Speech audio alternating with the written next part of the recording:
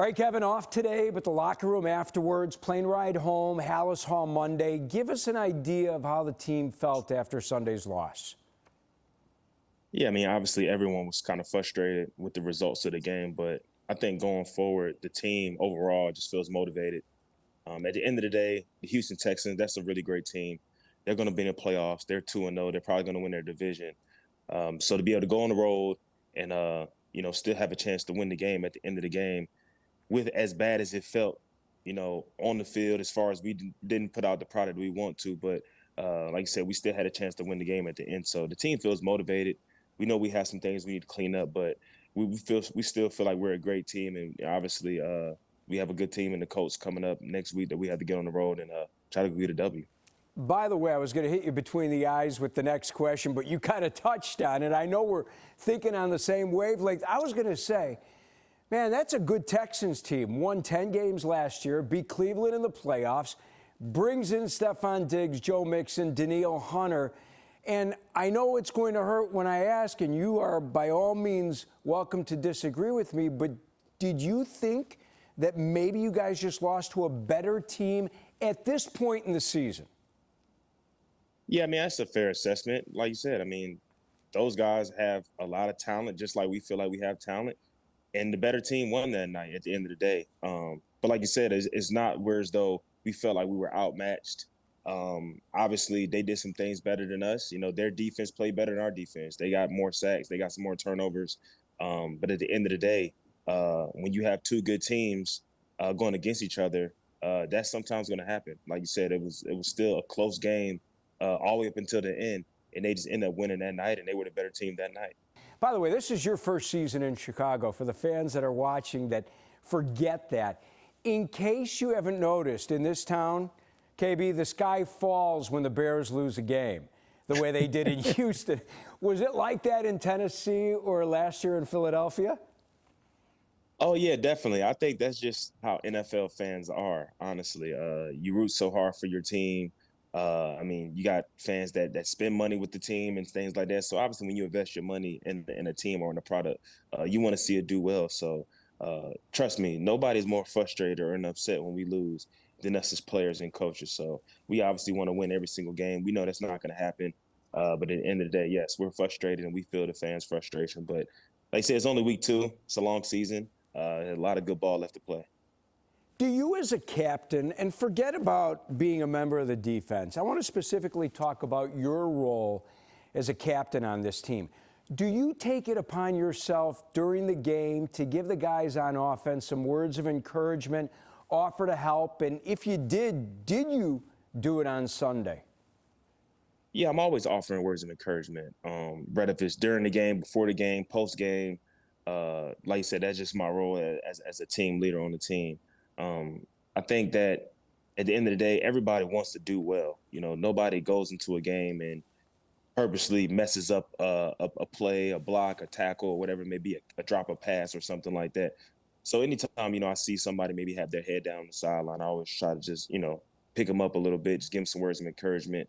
Because at the end of the day, man, you're going to make mistakes in the game, but you just don't want to have, one mistake turn into 2. So like I said, that's definitely my role as a team leader on the team for sure. Do you think your quarterback, Caleb Williams, needs a guy like you who's been around the NFL for, 9 seasons now, 9th season with the Bears? Do you think your quarterback needs some reassurance that, hey, it's going to be okay, we're going to get it together, we're only 2 games in? Yeah, I mean, I think you always want to reassure, your quarterback that. But I don't necessarily feel that way. I think it's very early. I think he did some really good things in the game. I think me personally, I've seen progression from game 1 to game 2. He has a great support system, his family, his significant other and things like that.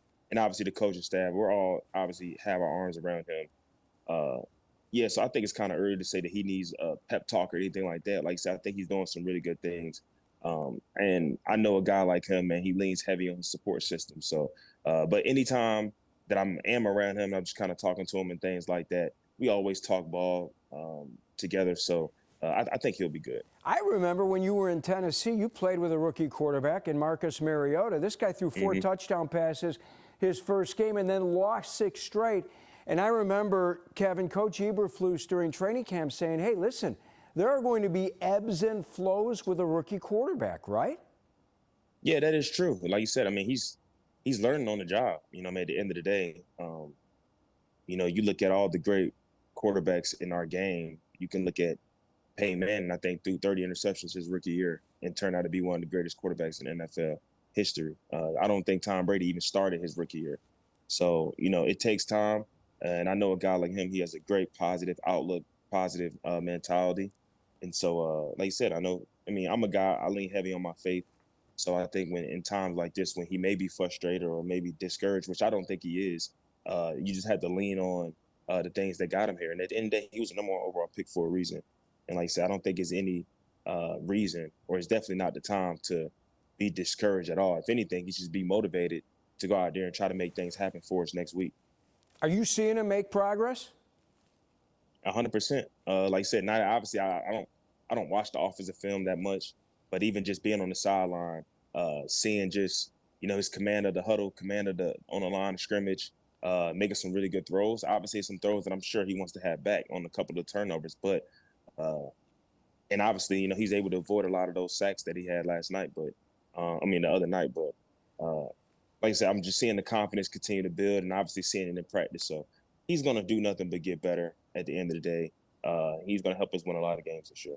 I don't know if you've had a chance yet to look at any tape of Anthony Richardson, but how's he different to defend than C.J. Stroud? Yeah, well, I actually seen him. I played against him last year when I was still in Tennessee. Yeah, I mean, obviously, it's a physical specimen. That's probably the biggest difference for him from C.J. Stroud. He probably has the strongest arm in the NFL, you know, other than, you know, Josh Allen, Pat Mahomes, but he has a strong arm. He's obviously is going to be more included in the run game this week as well, so we're going to have to account for him with that. But like I said, he has incredible talent. Obviously, he was one of the top quarterbacks drafted that year as well. So he's gonna be really good. But like I said, I think this summer we're gonna have to account for him not only just in the pass game with the deep shots down the field, but also in the run game. So just another element of game plan that we're gonna have to account for this week. KB, I got to tell you, I'm a little surprised. I saw that the Bears are underdogs in this game in Indy, but after watching that Colts defense give up almost 500 yards of rushing the first 2 games, and the Bears defense play as well as it has, man, I'm surprised. This is a Bears must-win game. I get it. It's early in the season, but I'm counting on you guys to win this one. Yeah, I mean, obviously, you know, going on the road in Indy, which I've played a lot, it's a tough place to play for sure. Their fans are going to be jacked up. You know, at the end of the day, we know when you get on the road, we're going to have to run the ball very well. As a defense, we're going to have to stop the run for sure. We're going to have to create some turnovers. We're going to have to play well. Like you said, stop the explosive plays with Anthony Richardson because he obviously wants to take some shots. But, I mean, we don't pay attention to what the spread says and underdog this, underdog that. At the end of the day, man, we have to go out there and play ball. The game hasn't changed.